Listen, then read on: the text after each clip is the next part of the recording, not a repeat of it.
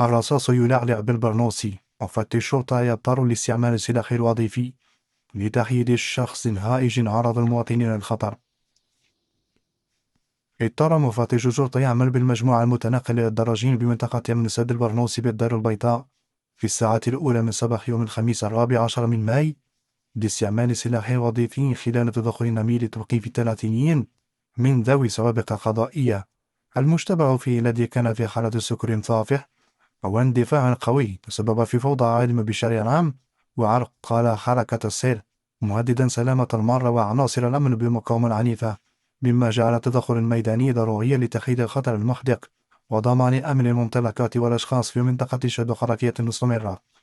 وأمام رفض القاطع والامتثال والمواجهة العنيفة التديريتين في الهواء قبل أن يضطر لتوجيه رصاصتان لإصابة المشتبه فيه على مستوى الفخذ، مما مكن من شل حركته وضبطه، وقد جرى نقل الموقوف إلى المستشفى المحلي تحت المراقبة الطبية لتلقي العلاجات الضرورية في انتظار امتثاله للشفاء لإخضاعه لبحث قضائي تفصيلي تحت إشراف النيابة العامة المختصة، وذلك للكشف عن كافة الملابسات الواقعة وتحديد التهم المنسوبة إليه